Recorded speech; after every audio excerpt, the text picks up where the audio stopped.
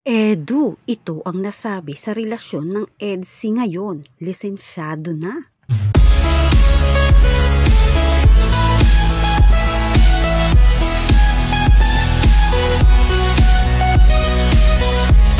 Ano nga ba ang pagkakaiba ng relasyon nila Beyonce at Kalingap Edu noon at sa ngayon?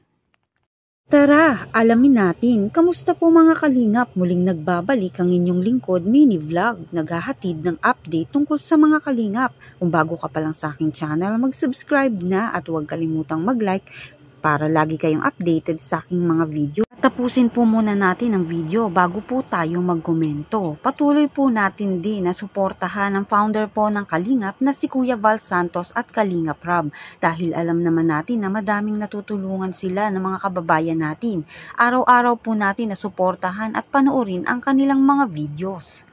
Alam natin mga kalingap, ang EDSI ay talagang masaya sa kanilang relasyon sa ngayon. Nagpapasalamat si Edu at Beyonce sa mga dumarating na mga blessings na binibigay nga po sa kanila. Gaya na lang ng nakaraan na may nagpadala nga po ng package na galing pa nga po ng ibang bansa. Ibinigay nga po ito kay Dr. Love at dinala naman ni Dr. Love ito sa bahay nila Kalingap Edu. At syempre patuloy ang mga support ng sponsor at mga fans na talaga namang walang sawa na sumusuporta dito nga po sa love team ng EDSI.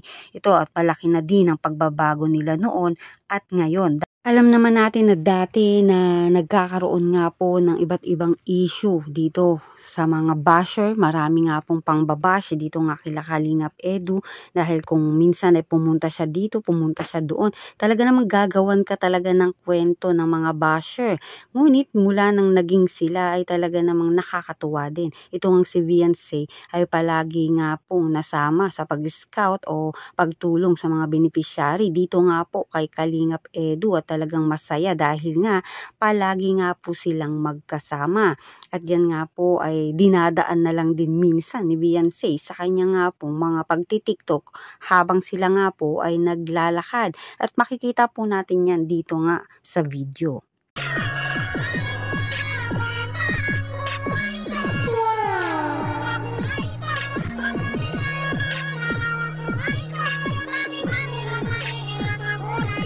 Dito naman tayo mga kalingap, ano nga ba ang pagkakaiba ng EDSI noon at EDSI ngayon? At yan nga po ang sinagot ni Kalingap Edu sa kanya nga pong interview sa isang nga pong kalingap. At ito nga ay makikita natin dito nga po sa video.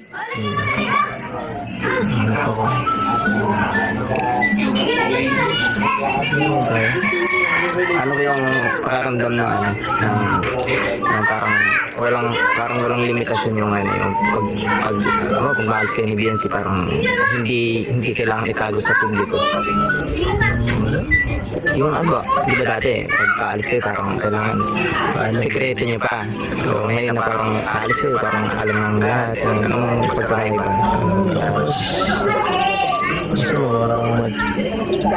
Wala kang malaya ka ba? Mas madami kang hindi mo kailangan isipin yung oras Kasi alam ko kailan makaka-uwi. Nakatag sila na save na kaya mag-isip ay ganito. Kasi si Beyonce. Mas madali sa akin na hindi ako masyadong iisip na ko ng sabi ng mga tao sa nasa si Beyonce. Pamalik ng pagkakita sa akin. kasi dati diba dati kailangan ko kaya makaligis namin dati. Tapos ang ano ba ng dati Kahit namin, marami ng problema. Marami ng problema palagi. Ngayon parang ngayon parang sinalang naging kayo lang naging tahimik na.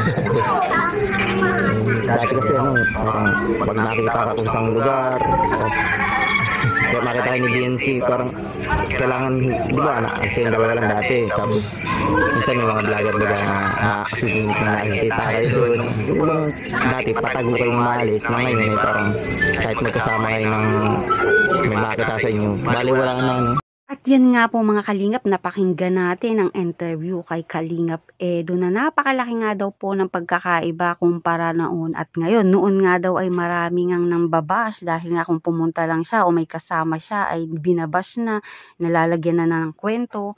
Ngayon naman na sila na at alam na ng mga tao na sila ay lisensyado ng sila, ay yan nga po, mas magaan nga daw po, mas malaya sila, mas wala pong mangnang babash, mas malaya silang nakakaalis, hindi na po ganun kahirap at yun nga nabawasan ng mga basher.